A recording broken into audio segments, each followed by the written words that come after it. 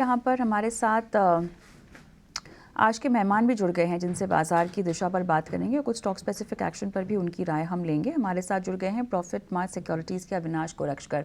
अविनाश जी, स्वागत है आपका कॉर्पोरेट कनेक्शन में। तो बाजार की चाल यहाँ पर तेज़ी में थोड़ी सी कमी आती हुई, लेकिन फिर भी रेंज बाउंड ही घूमता हुआ दिखाई दे रहा है। लगातार तीसरा सेशन जहाँ पर हम बाजार में कुछ पॉकेट्स में खरीदारी होते हुए देख रहे हैं। आप निफ्टी और बैंक निफ्टी को लेकर क्या अहम रेजिस्टेंस लेवल परख पा रहे हैं? कविता, मुझे लग रहा है कि देखिए ये जो रैली आ रही है ये इसलिए आ रही है क्योंकि मार्केट्स को काफी एक्साइटमेंट लग रहा है कि पहला चरण जो इलेक्शन का हो गया है वो मेरे ख्याल से इन लाइन हो चुका है। और नतीजों जो आ गए हैं, मेरे ख्याल से जो कॉर्पोरेट रिजल्ट्स आ गए हैं, वहां पे जहां पे भी कंपनीज ने अच्छे नंबर्स दिखाए हैं वहां पे अच्छी खासी बढ़त आपको देखने को मिली है। तो इसका मतलब मार्केट वेल इन्फॉर्म्ड है, वहीं पे इन्वेस्टर्स पैसा लगा रहे हैं जहां पे ग्रोथ ट्रेजेक्टरी इंटैक्ट है। और मुझे लग रहा है कि ये not only large cap but even small mid cap में अगर आप चाल देखें तो पिछले 2-3 दिनों से जो स्मॉल कैप इंडेक्स है वो भी अच्छी तरह से बढ़ा है। तो मेरे ख्याल से ये डिलीवरी बाइंग कंटिन्यू रहेगी। मेरे ख्याल से ब्रॉडर इंडेक्स वोलेटिलिटी थोड़ी-सी आपको देखने को मिलेगी, क्योंकि 2-3 दिन की तेजी के बाद हो सकता है कि थोड़ी बहुत मुनाफा वसूली भी आपको देखने को मिले। लेकिन स्टॉक स्पेसिफिक मुझे लग रहा है कि ये एक्शन चलता रहेगा और जहाँ पे भी अच्छे नतीजे आएँगे मेरे ख्याल से वहाँ पे definitely investors will take a forward push to buy the stocks. तो स्टॉक स्पेसिफिक रवैया रखिए, यही मेरे ख्याल से आने वाले 1-2 महीने के लिए अच्छी स्ट्रैटेजी इन्वेस्टर्स के लिए साबित होगी। अच्छा, धातु क्षेत्र के इस चाल को आप कैसे देख सकते हैं? देखिए, मुझे लग रहा है कि अगर हम कॉपर की बात करें या नॉन फेरस मेटल की बात करें, तो कॉपर में तो हमने देखा है कि बहुत बड़ी चाल ऑलरेडी कॉपर के बेस मेटल में देखने को मिली है। और इसका नतीजा ये है कि सारे जो कंपनीज है जैसे कि हिंदुस्तान कॉपर है, वेदांता है, मेरे ख्याल से अच्छी खासी अपसाइड देखने को मिली। प्लस जो नॉर्मल जो नॉन फेरस फेरस मेटल बनाते हैं जैसे टाटा स्टील हो गया, हिंडाल्को हो गया, यहाँ पे भी हमको लग रहा है कि देखिए जिस प्रकार का डिमांड डोमेस्टिक मार्केट से इंफ्रास्ट्रक्चर से आ रहा है, आने वाले बजट में भी होपफुली इस सेक्टर के ऊपर गवर्नमेंट का फोकस रहेगा। तो कहीं न कहीं मार्केट को ये भी लग रहा है कि ग्लोबली भी प्राइसेज़ अभी थोड़े से बढ़ने की पॉसिबिलिटी रखते हैं। तो ऑब्वियसली इस कारण से सारे मेटल स्टॉक्स थोड़े से एक्शन में ज़रूर आ चुके हैं और हो सकता है कि जो जून का क्वार्टर है वो मेरे ख्याल से एटलीस्ट मार्च क्वार्टर के मुकाबले में काफ़ी अच्छा रहेगा। क्योंकि ग्लोबली मेटल प्राइसेज़ अगर बढ़ते हैं, तो इसका पॉजिटिव इम्पैक्ट आपको इनके मार्जिन्स और प्रॉफिटेबिलिटी पे देखने को मिलेगा। तो I would be more positive on integrated players like Tata steel, Hindustan copper और उसके बाद वेदांता, क्योंकि काफ़ी हद तक इसमें अभी भी रिस्क रिवॉर्ड अच्छी तरह से बाकी है।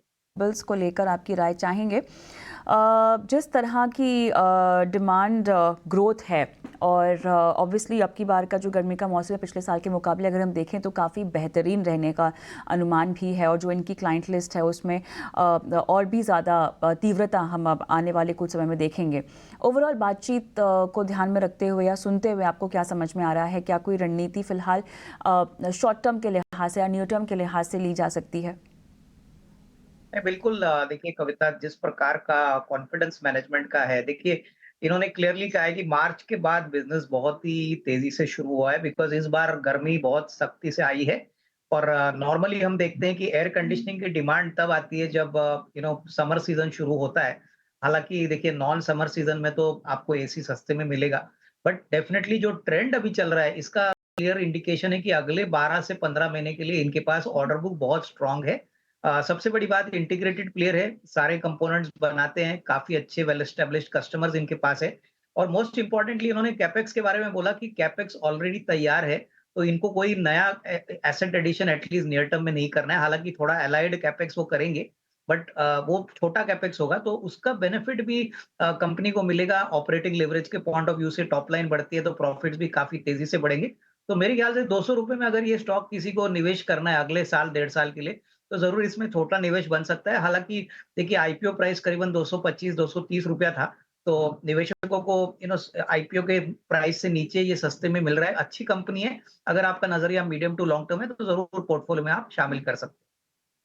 लॉन्ग टर्म का अगर आपका नज़रिया है तो आप इसमें ज़रूर प्रवेश कर सकते हैं, पोर्टफोलियो में जगह दे सकते हैं। कुछ फार्मा काउंटर्स पर हम बात कर लेते हैं अविनाश। सिप्ला देखिए लगभग 3.5% पर है। सन फार्मा में भी हम देख रहे हैं कि आज के सत्र में फिलहाल तेज़ी ही दिखाई दे रही है। डीवीएस लैब में भी हम देख रहे हैं लगभग 1.25% तक की तेज़ी है। कुछ ऐसे फार्मा काउंटर्स हैं, डॉक्टर रेड्डीज भी ऊपर है।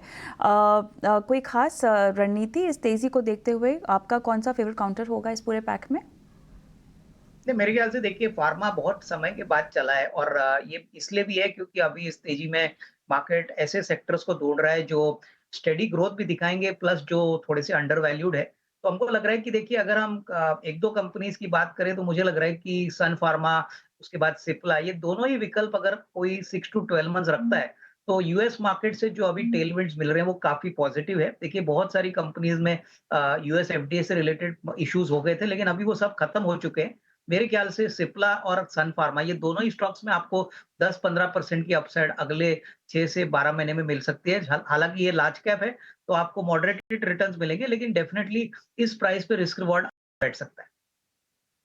चलिए, फार्मा की बात होगी, लेकिन टाटा कंज्यूमर में अब क्या करना चाहिए आपको? तमाम ब्रोकरेज हाउसेस की रिपोर्ट ने भी यहाँ पर कुछ कंसर्न्स जताए हैं। मॉर्गन स्टैनली ने कहा है कि ऑर्गेनिक टॉप लाइन ग्रोथ जो है वो एस्टिमेट से थोड़ी सी कम है।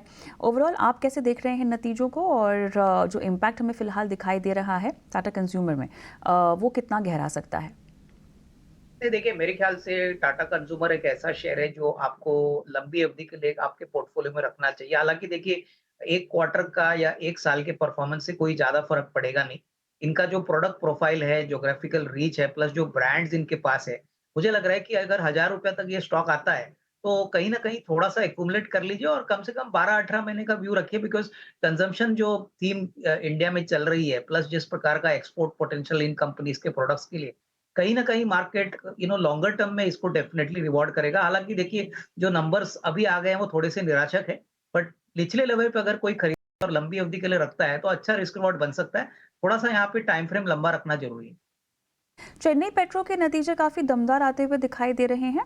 यहाँ पर 72% सिक्वेंशल प्रॉफिट में हमें आता हुआ दिखाई दिया है इजाफा, और लगातार जिस तरह से नंबर्स आ रहे हैं, क्या लगता है यहाँ पर तेज़ी का भी एक मोमेंटम जो है वो लगातार बना ही हुआ है।